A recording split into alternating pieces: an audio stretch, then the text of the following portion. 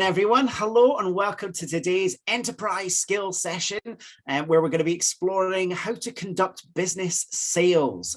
So as you know, this is our series that we run in the Entrepreneurship and Innovation Group to give you some practical skills and some takeaways on how to develop and improve your business, whether that is in marketing, developing the idea, running the finances, and today, how do you sell? You often hear a lot about social media, but a lot of you might be business to business, and actually that human relationships in terms of how do you conduct and deliver a sale is really valuable. So we are delighted to be joined today by Fiona Campbell and our colleagues in the Business and Economic Development team at RGU to give you some useful insights and tips on how to conduct business sales, to approach negotiations, and to get some money in the bank. So I'm going to hand over to Fiona and enjoy today's session.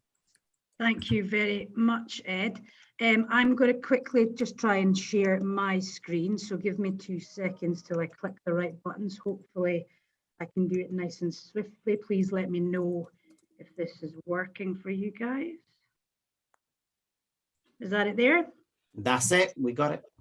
Perfect. Fantastic. So yeah, good afternoon, everyone. And thank you very much for attending the session. I was delighted to be asked by Ed to present to you all. And for anyone who doesn't know me, you can see my details on the screen there, but I'm the Senior Business Development Manager here at RGU, Fiona Campbell. Ed has asked me to cover off the topic of conducting business sales. I've been at RGU for over 5 years now, and I manage a team of 5 business development managers at RGU. And over the past 5 years, including graduate apprenticeships, I've brought in over £10 million to the university in business sales. So hopefully my track record might hopefully give you a bit of a hint and tip on how to be a bit successful in what you're doing. What I will say, and I think Ed just touched on it a bit there, is what I will say before I start is that I don't deal with transactional sales.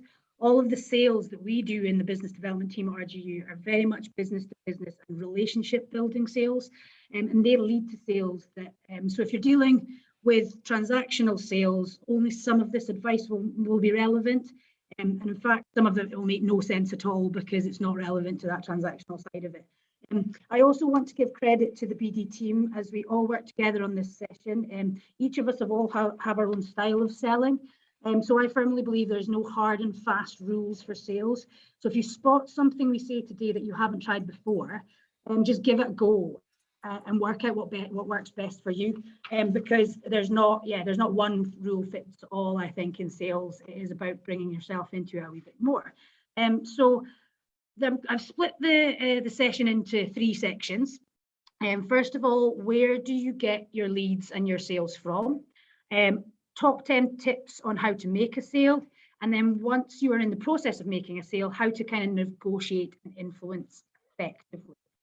So to make this a little bit interactive with the guys that are here, and even if you're watching it in a recording later, I want you to think a little bit about your sales technique and what you do. So I kind of want you to think, what is your experience of generating leads? How do you go about meeting that, interacting with that target audience? You can write it down or you can just think about it. I don't mind either way. What successes have you had for targeting customers this way? Is there one way for you that you found has been really successful? And lastly, are you willing to try something different? Everyone has their own way of building their customer or client base, but I think I have definitely learned that being open to trying new and different ways can often make a real difference.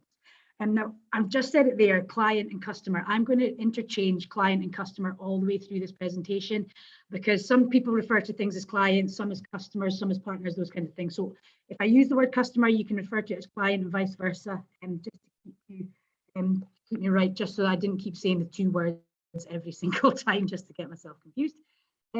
So the 2 main ways that we've been doing as a team in generating leads recently has been really utilizing LinkedIn. If you can think about whether you've got your LinkedIn profile set up, do you use it?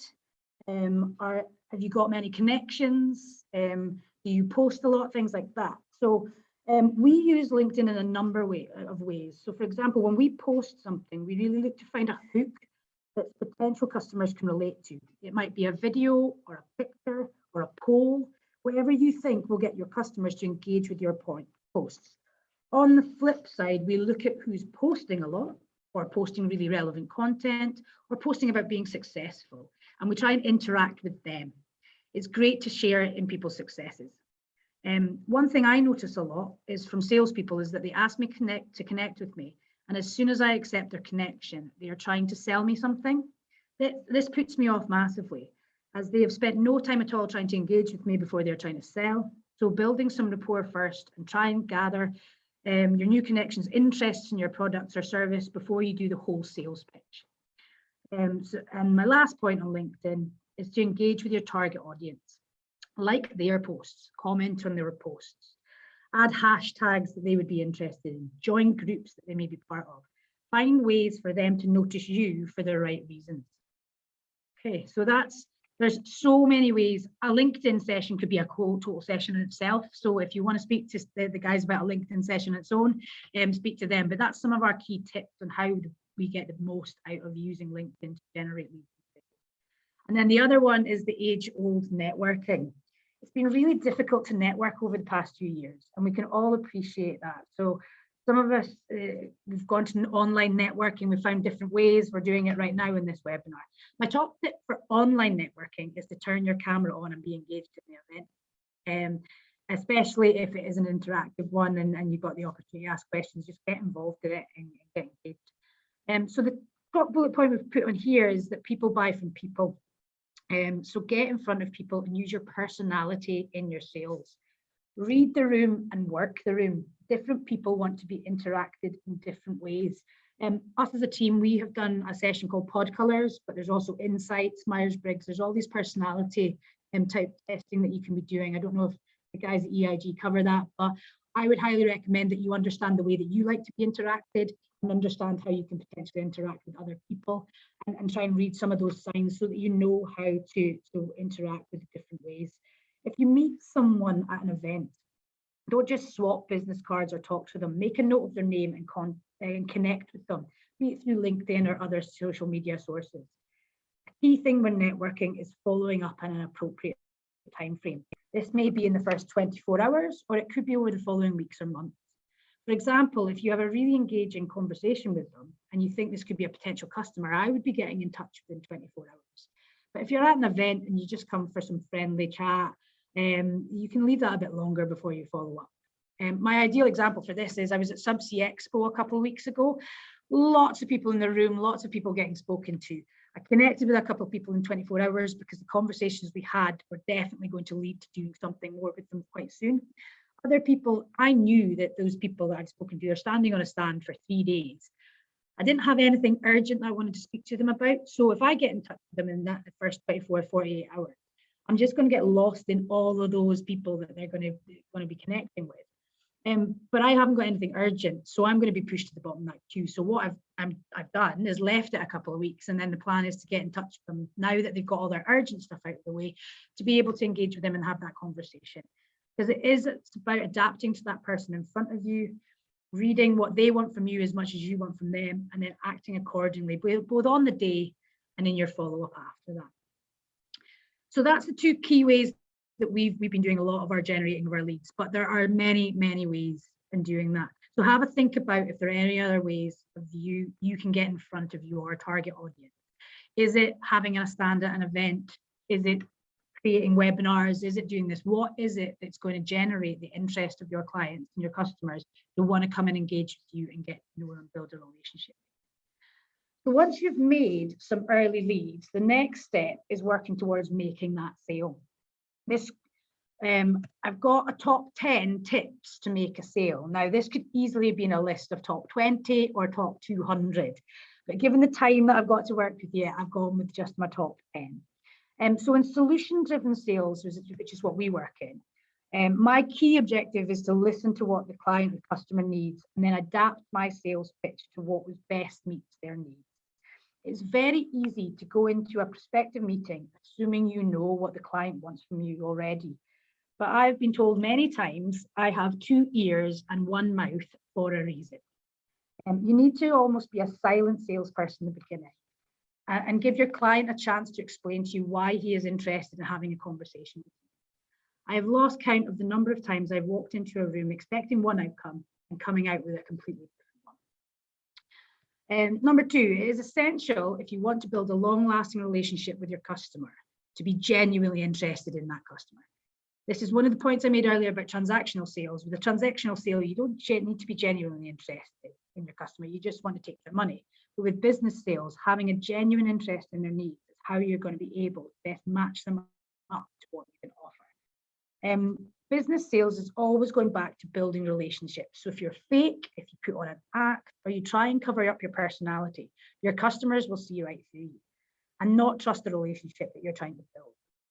The more they buy into you, the more they will buy into your business.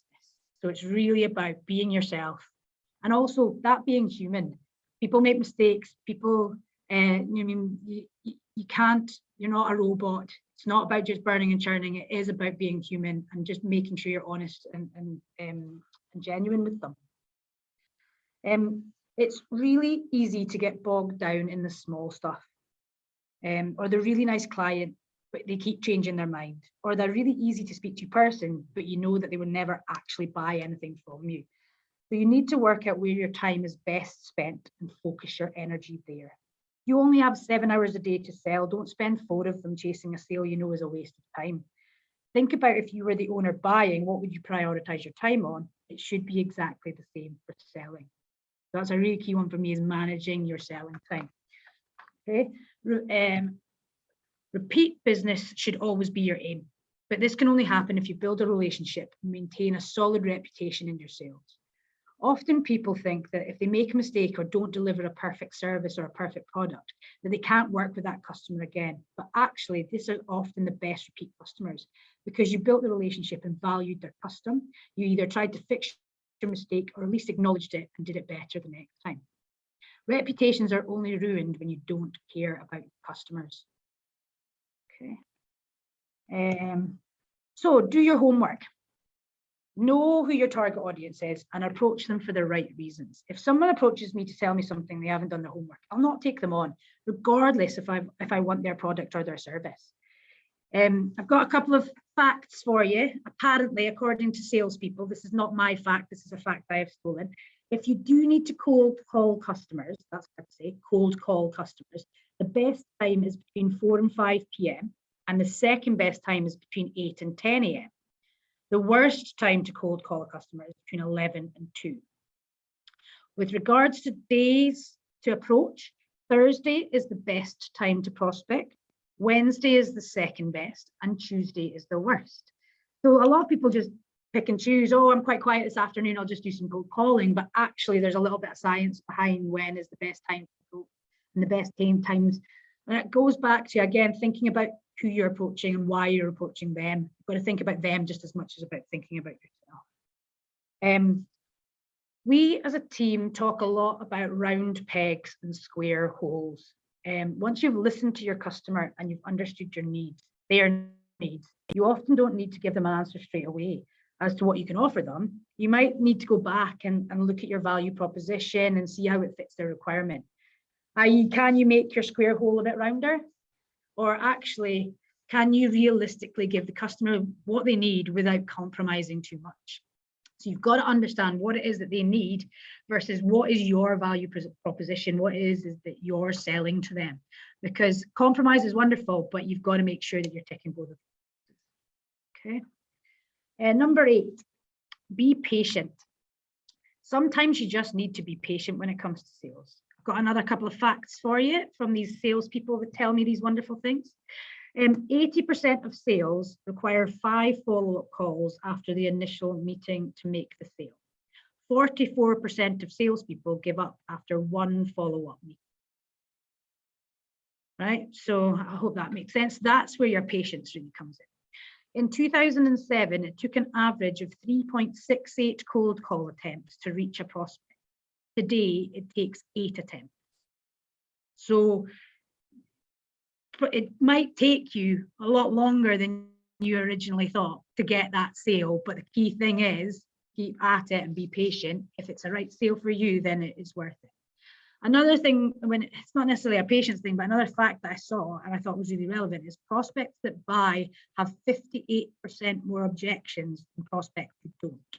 So learn to appreciate the objections as they provide opportunities to solve your customers' problems. Okay, but again, it's about being patient and listening to their objections and seeing what you can do to overcome them. We've covered this a little already, but you need to adapt to what's in front of you. You should always be closing, but if you're not closing, you should always be prospecting. Very similar to the last fact about 80% of sales require 5 follow-up calls. 92% of salespeople give up after 4 no's. But as we've said, 80% of prospects will say no until the 5th time. So you want to be one of those 8% of salespeople who are actually willing to give it to that 5th time to make that sale. So I think the key thing is, just because you didn't get the sale today doesn't mean you're not going to get the sale. It's just you need to be patient and be agile. And my last top tip for just now, as I say, this could have gone on and on and on, is always have a structured next step. If you walk out of a sales meeting and you haven't set up a next step with your customer, you will probably never hear from them again. It may be that you have to go back and talk internally with your colleagues and go back to them, or vice versa. They might need to go and talk to their team, but always leave knowing what actions you and they have to take from the meeting and what deadline you have set for these actions to take place. The action may be set a meeting for 6 months' time, but at least you have an outcome to be working towards. Okay, and that means there's no surprises when somebody asks you for the next step to happen, because you've already put that in place, that you know what's going on next. Okay, so hopefully, if you've generated some leads and you've used some of our top 10 tips, you are ready to start negotiating and influencing your customers. So similar to earlier, I want you guys to think about your own business and what you've been doing recently. So what is your experience of negotiating and influencing? Have you had a recent, or you've got an upcoming negotiation that you can look to influence? And what 3 words can you describe your approach to influencing in a work setting, in a personal setting, and in a team or club setting? Because how you do things at work might be very, very different than how you do things at home. And again, if you're part of a team or a club, again, the role that you play within that team or club might be very different. So it's being able to identify the 3 different areas. So just have a wee bit of a think about what is your experience of negotiating and influencing. And because we're going to go and have a look a bit more into it. So hopefully you'll be able to get hints and tips on how you can, this example might play out going forward. Okay. So what is negotiation? I think it's a real tough question to some people, but I think the nice, easy way for me to say it is negotiating is trying to come to a beneficial outcome between 2 or more parties. It's got to benefit. There's got to be benefits to it, or else there's no point in negotiating. Same again for influencing. What is influence? And in my opinion, influencing is the ability to have an effect on either people or things, but to have that effect. A lot of people think negotiating is a battle of wills between 2 or more people that want different things. But actually, it's more of a dance between 2 people, trying to understand what each other wants out of the relationship. So one of the key skills in negotiating is understanding who your opposition, your customer, your partner is, and what they want to get out of this relationship. If you only go into a sale thinking about what you get out of it, you'll probably lose more sales than you get, as you haven't taken the opposition into consideration. When planning your negotiation, it is vital that you set out goals which you can achieve. These goals need to be SMART. And I think everybody's seen these SMARTs. I'm not going to go into detail about SMART goals because hopefully, A, it's been covered already, but B, I think this is a session in itself if you're talking about SMART goals and how to do that. But the most important bit for me is that they are realistic and timely, and also that you take into consideration the goals of your customer, opposition, partner, the other person involved in this negotiation, that you really take into consideration their side of it and reflect on these at the end of the negotiation. In any negotiation, there can be things that can't be changed. These are known as your red lines, and you are well advised not to cross these red lines. So just to explain a bit about red lines. These are just some examples, but in negotiation, there will always be something you can't budge on. There will always be those red lines that you can't cross. They can maybe be moved, and that's the bit in the middle, the space to reach agreement, but there will be sticking points that means that there's just no wiggle room with those. It might be price, it might be time frame, it might be resources. Every negotiation you go into, it might be a different thing that is the sticking point, but there will almost always certainly be something that is there's a sticking point there for. And another key thing to remember is that the other side will have will have red lines too, and their red lines might not be the same red lines as yours. So it's the bit in the middle that allows you to negotiate. So how do you negotiate? Well, there are many ways in which to negotiate. However, as a business owner, or when you are looking to negotiate a sale, value-based negotiation tactics are most effective. This is all about negotiating with integrity. And as we have touched on already, building that solid relationship by being yourself and honest and true will be really helpful. I've listed a few traits here that are seen in value-based negotiation.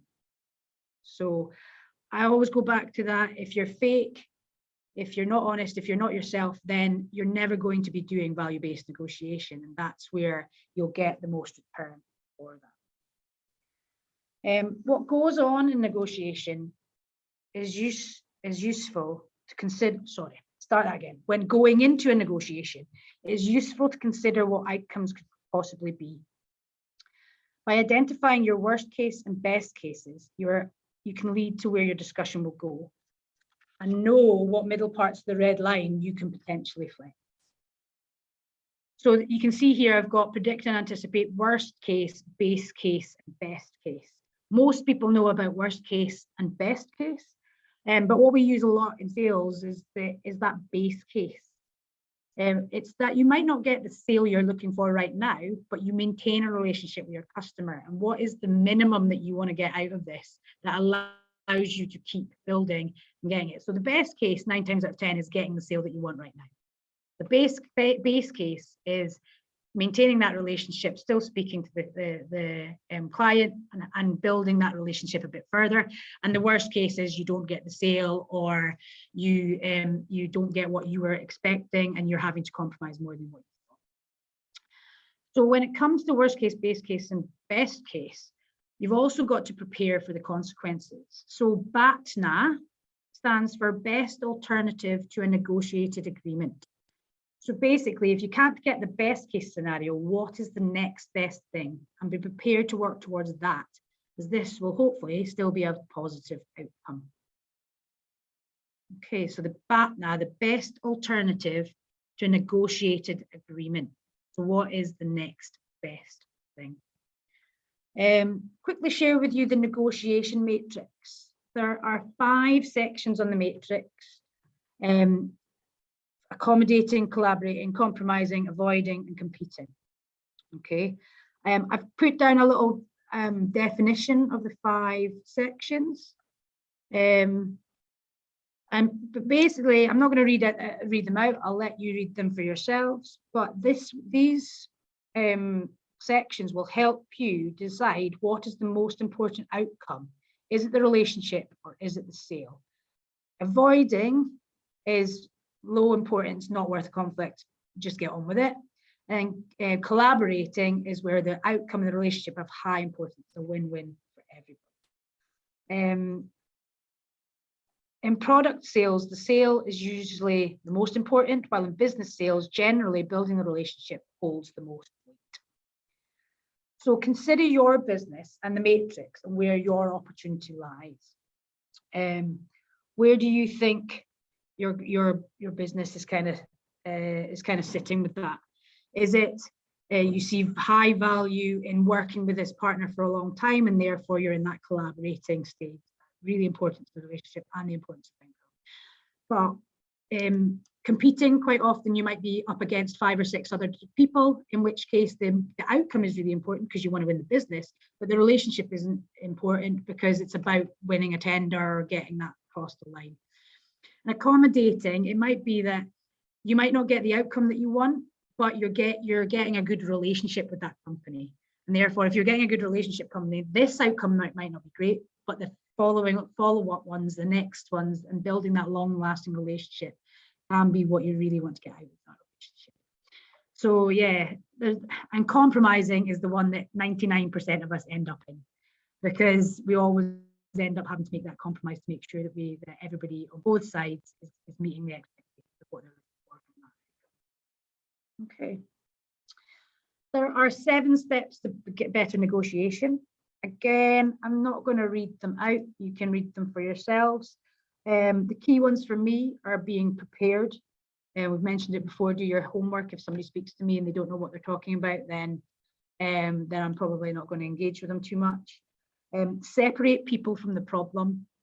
It's really easy to get engrossed in a relationship with a person about how much you like them and how much you get on with them and how much you want to spend time with them, but actually, is that the best for your business? So make sure that you're separating the people that you're working with the problem that you're trying to solve or work with.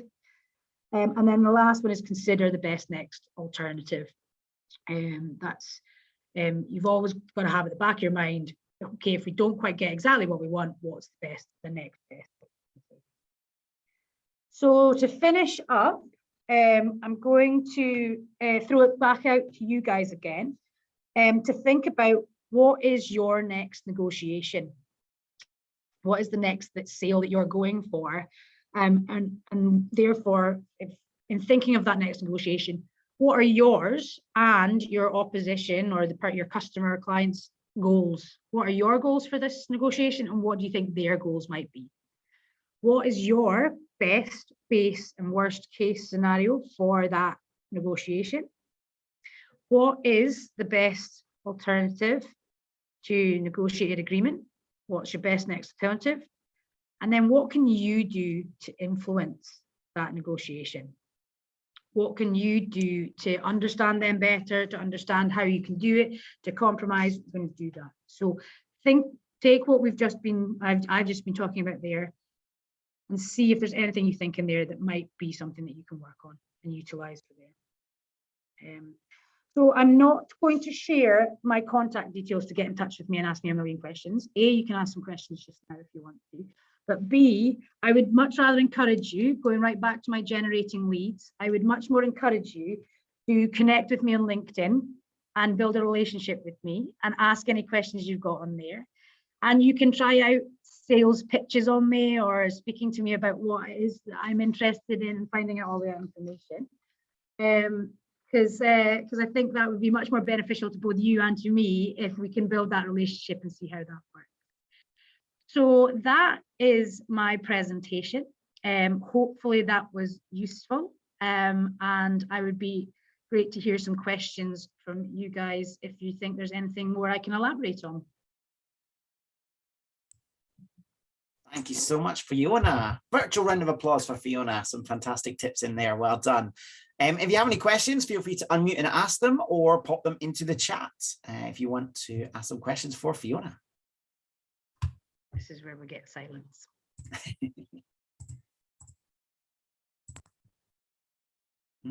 Andy, do you have any questions since you're looking so neat there? Thanks, Ed. No, it was all quite clear. I've already connected with Fiona on LinkedIn as well, but sorted. Excellent.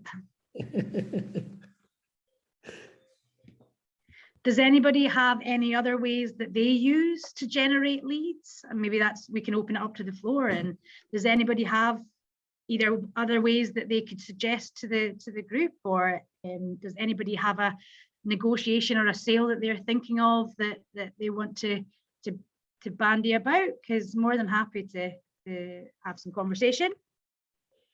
Yeah, I suppose, Fiona, like I'll chip in. I mean, I'm an international school head teacher, and I sell, 10,000 euros worth of education per year per kid. Okay. Now, for me, I sell the idea of education. You know, I build a relationship, but I sell the idea of what you would want your kids to be having as an education, you know, like, so I think very much just selling that dream, that idea of what you would like your kids to have. And that's what I do well, which is why I go to failing schools and I turn around, you know, like, but I think we sell the idea of what we, you know, you'd want. You know.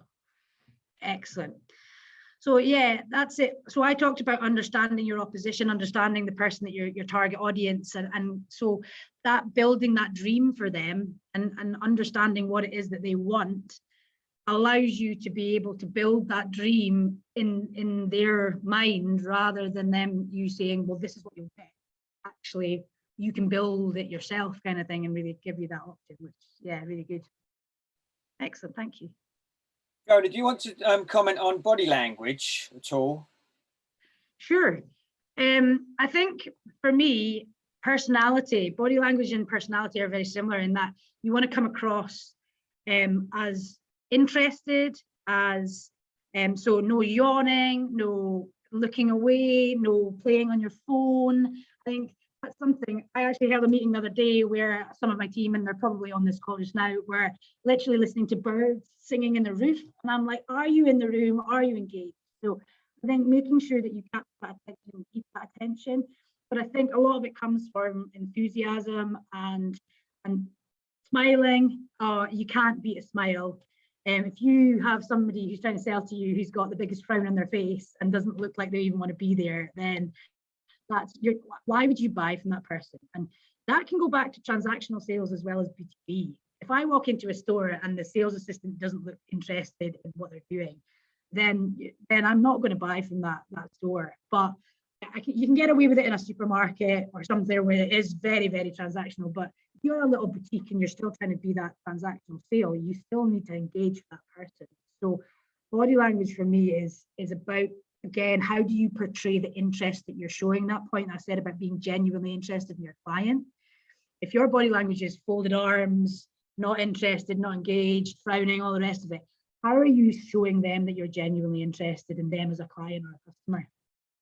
So I think, yeah, Chris, thank you for that. That's essential. If anybody has met me in person, I've always got a smile on my face.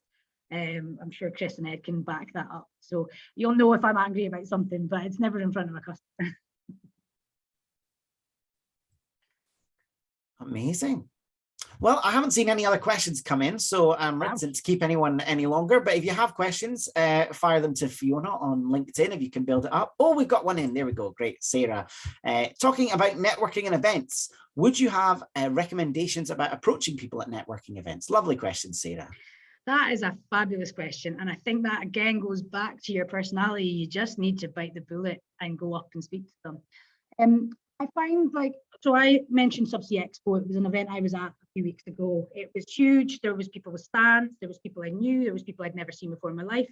And I went and spoke. I kind of went through and did my homework and looked at who was on the stands and who was going to be there. So quite often you'll get a delegates list before you go. So one of your key messages is do your homework and know who you want to speak to before, because you'll have so much more confidence to go and speak to somebody that you know you want to have a conversation about than to somebody who's a complete stranger. But go and understand what their stand is. Often I'll go around, say I'm at an event where there's stands and things like that, I'll maybe go and pick up what their leaflet is and have a wee bit of a browse through their leaflet and then go back and speak to them afterwards, rather than going up and saying, I don't know anything about your business, tell me about it. But I think confidence is the key. Especially if you're trying to sell something, it's about that confidence. People don't buy your product or your service or the actual physical element of it.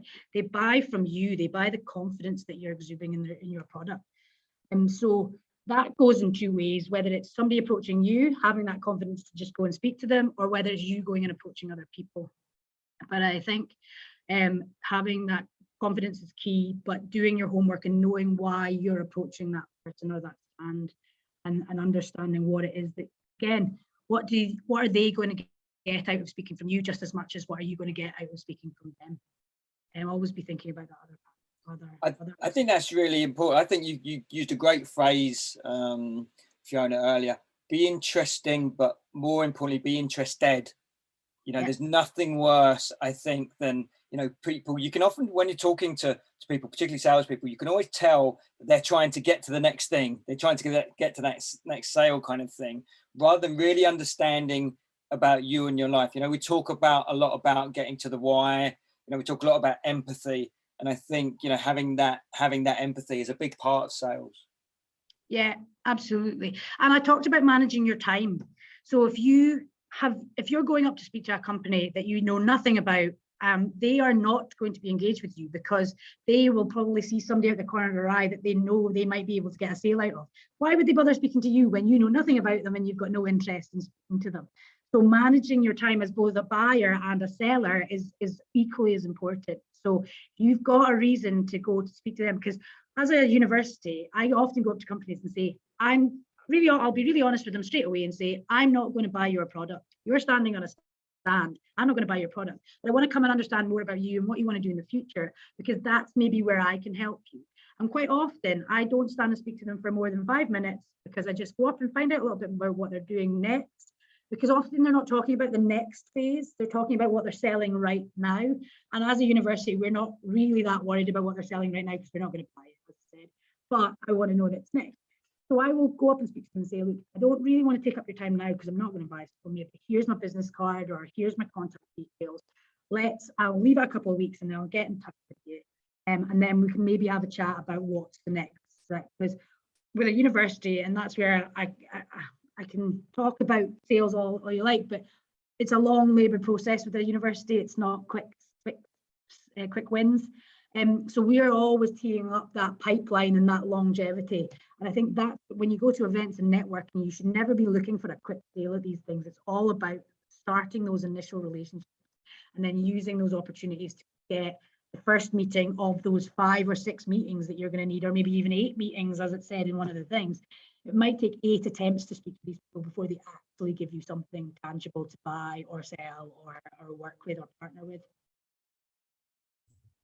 Amazing. Thank you so much. I was just thinking, I went to a networking event a couple of weeks ago and I got called out because I didn't know anyone who was going to it. And then I found out someone who was going to it and I suddenly went, oh, good, great. And then that person turned to me and said, why are you cheering? You're going to a networking event. You can't just come and talk to me because you know me. And I was like, yeah, that's absolutely the point. So when I went in, I saw a bunch of RGU people all mingling together. And I was like, do you know what? I'm going to challenge myself to not go and talk to the people that I know, even though I was so tempted to, because I was like, I know all of you, that would be it. But I went and met like 10 new people. And then I went and spoke to the RGU people. But I had to really force myself because, you know, when you're in a room with a bunch of strangers, you don't know where to go. I just naturally gravitated to the people that I knew. And I think that is the easiest thing to do, Ed, is I've already met them before. I know I'm not going to do anything with them in the near future, but I'll just go and chat to them again because I haven't seen them for a while. And it's all right at the moment because it's post-pandemic and you probably haven't seen them for 2 years. So actually go and touch base and see what's changed in their lives for the last 2 years. But ultimately, you're there to network. You're there to make new connections and invigorate old connections. So you need to work the room. I think I said that in one of the ones, is read the room and work the room. If you see somebody who's genuinely standing outside their stand or standing there looking to grab people on the way past, that's the kind of people you want to go and talk to. Somebody who's hiding in the corner on their laptop, only sticking their head up over, that's probably not somebody who's going to be engaging massively with you. So read the room and work the room, because there will be people out there that you didn't even realize want to talk to you that'll want to talk to you.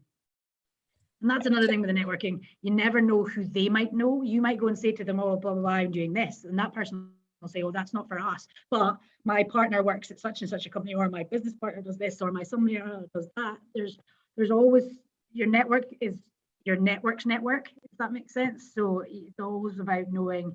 You never have somebody that you want to say, oh, I don't want to speak to them ever again. You never know who they might be.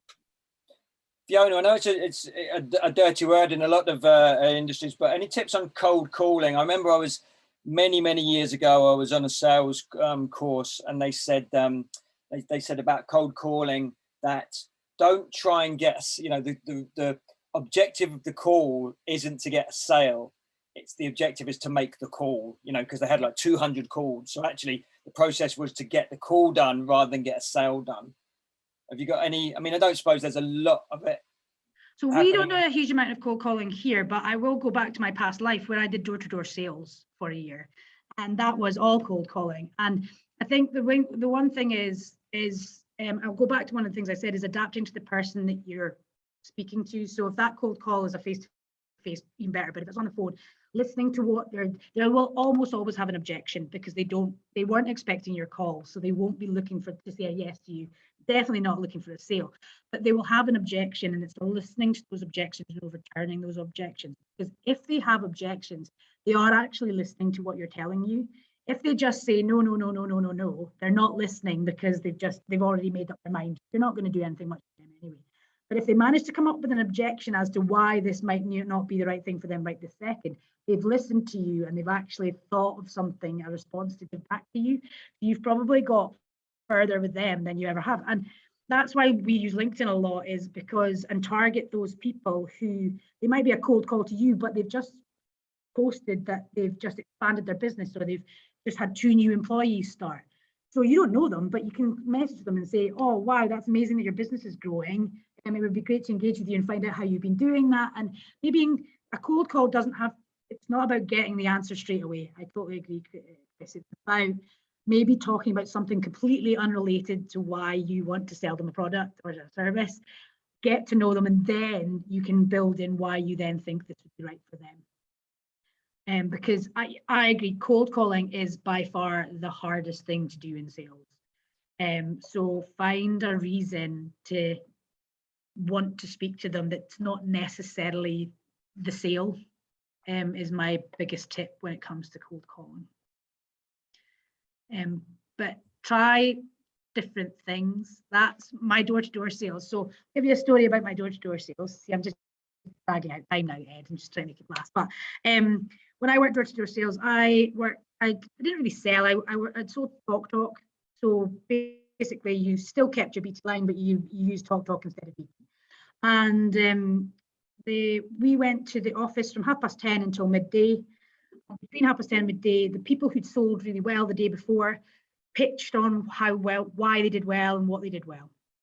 And then the people who hadn't sold so well had to listen. So your objective every day was try and be the person that was pitching rather than the person that was having to listen to somebody. But what you did every day was listen to what worked, and you took on board what worked, and then you tried to sort of add that to your pitch. And not everything worked every time, but often you would find something that you'd never tried before. You tried it and actually it worked a couple of times. You thought, well, do you know what? I'll add that in. So it's your sales pitch should never be a script that is set in stone. You should always be adapting to the kinds of people you're in front of. And that's where knowing your target audience, knowing what ticks the right boxes for them can make a huge difference. That hour and a half every day. By the time I only worked there for 3 months. And by the time I worked there, I came out at the end of those 3 months, I had so many sales techniques under my belt. Every single sales technique under the sun. And I used probably about 3 or 4 of them a day, but I probably had about 30 under my belt. You know what I mean? So it was about picking the ones that worked for me. And I would often stand and listen to somebody's pitch and say, that wouldn't work for me, because they're blunt, or they don't smile in it. They're not. And I'm like, I'm not that kind of person. So that's why I always say there's no hard and fast rule for sales. You need to find the sales pitch that works for you. And often your personality will drive that, because if you try and do something that's not natural to you, you'll just come across as fake and people will see right through you. Okay, but that's not an RGU comment, that's a past life. I've been in sales a long time. So there's a message to end on. Don't be fake, but lots of powerful messages coming through there. Thank you for everyone who joined in and who is watching on the recording. Virtual round of applause for Fiona. Woo! A nice comment there from Jean saying, loving the webinar, great sharing experience, lots of impacting quotes. So that's fantastic. So thank you so much for everyone who joined in. Our next skill session, I believe, is next Tuesday, where we have the Converge Challenge coming in to talk about how entrepreneurs can win funding through their program. And I believe on the 6th of April, we have an innovation skills on storytelling, how to develop your storytelling techniques, which may help you if you go out there and start selling. So thank you for joining us. Enjoy. You can find all of our events at rgu.ac.uk/innovation. Thank you all. Thanks very much.